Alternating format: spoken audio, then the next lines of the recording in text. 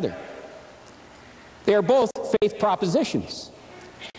And the question we need to ask tonight is, and I asked the lady sitting next to me, I said, you know, the question is, what is more logical, what is more rational, what is more scientific to believe?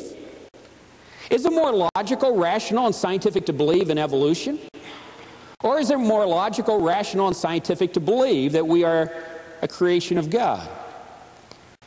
And then I asked her this question. It's an interesting question that I got from Dr. Colin Patterson, head of the British Museum of Paleontology. He's asked it of many evolutionists around the world as he lectures at universities. And so I tried it out on her. I said, ma'am, I said, can you tell me just one thing that you know is scientifically true about evolution? Name me just one thing that you know is scientifically true about evolution. She said, well, that's impossible. I said, well, that's the point. And as we talked about it, and as I'll demonstrate tonight, in fact, evolution doesn't have a leg to stand on scientifically. But in fact, all the scientific evidence today points to the fact that we are a unique creation of God. Now, what is the theory of evolution? The theory of evolution today assumes the upward progression from chaotic simplicity upwards to greater and greater complexity and organization, all by chance. And as it is now being taught, they say that some 3.5 to 4.5 billion years ago, there was this large inorganic ocean of nitrogens, ammonia, salts, methane, carbon dioxide bubbling away. Blub, blub, blub, blub. Poof!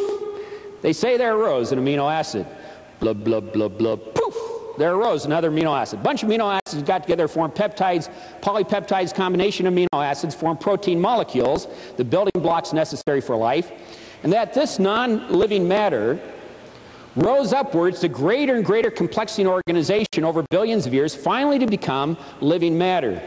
And then they say this living matter rose upwards to greater and greater complexity, finally to become conscious matter, that this conscious matter rose upwards to become self-conscious matter, rising upwards to gain ethics, values, and aesthetics, rising upwards to gain a God consciousness. And evolution assumes the upward progression, that everything has been moving from chaotic simplicity upwards to greater and greater complexity and organization, all by chance. Now tonight we want to look at the scientific evidence concerning the theory of evolution. And is it more logical, rational, and scientific to believe in evolution, or is it more logical, rational, and scientific to believe that we are a unique creation of God? Well, what is the scientific evidence? To begin with, Dr. George Wald, professor emeritus at Harvard University, who won the Nobel Prize in Biology in 1971, writing in Scientific America on the origin of life, makes this statement.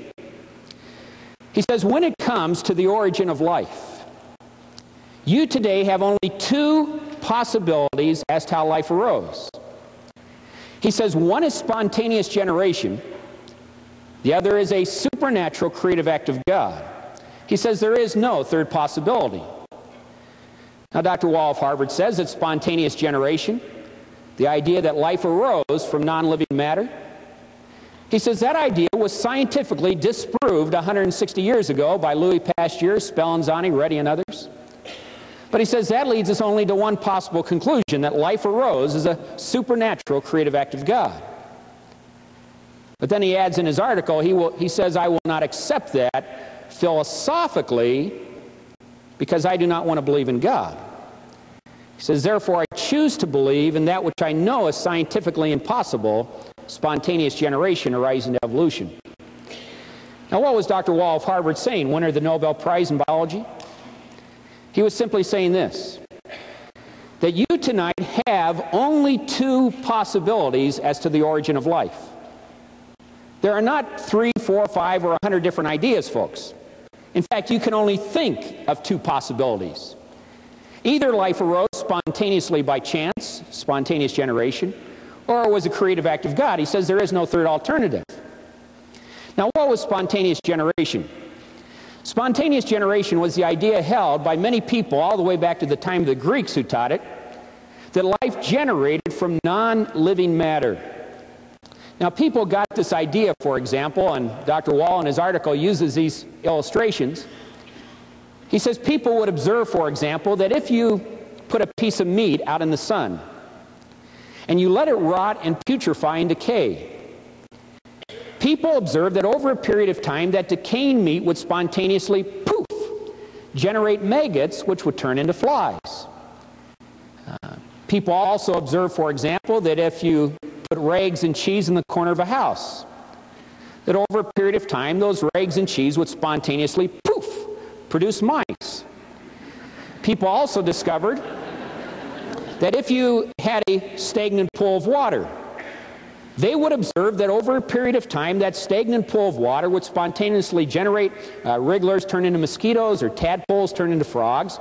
And so the idea was held by many people for some 2,000 years that life was generating from non-living matter. Well, we laugh about it now, but folks, it was widely held until the mid-19th century, when a man named Louis Pasteur, we get the term pasteurization of milk. Pasteur, the father of modern-day biology, in his laboratory in Paris, France, demonstrated through a variety of experiments that when you put a piece of meat out in the sun and you let it rot and decay and putrefy, the meat does not generate maggots, but rather flies are attracted to the decaying meat. They lay their eggs and produce the maggots and turn into flies. Pasteur also demonstrated that when you put rags and cheese in the corner of a house, that they do not produce mice, but rather mice sniff out the cheese, they build their nest and have their young. And the same with a stagnant pool of water.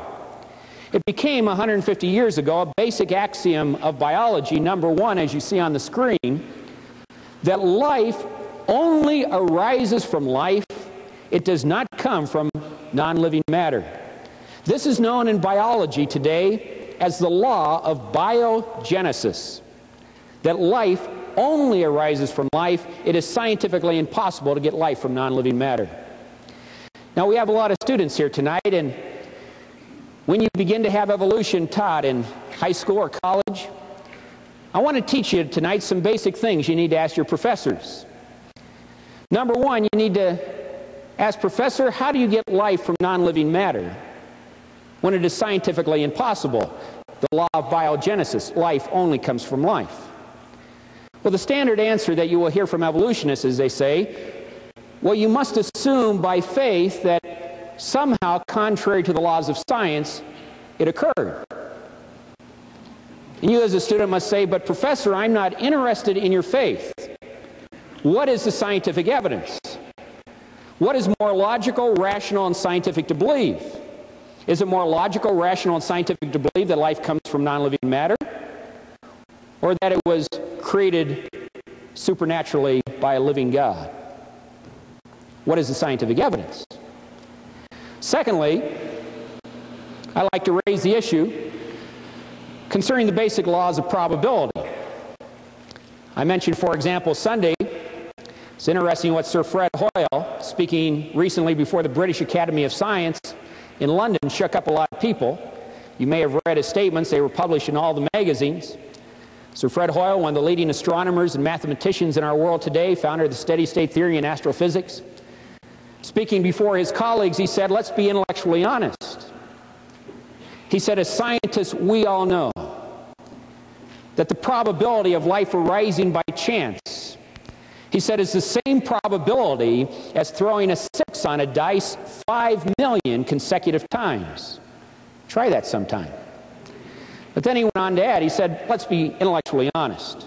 He said, as scientists, we all know that the probability of life evolving to greater and greater complexity and organization by chance, he said, is the same probability as having a tornado tear through a junkyard and form out the other end a Boeing 747 jetliner.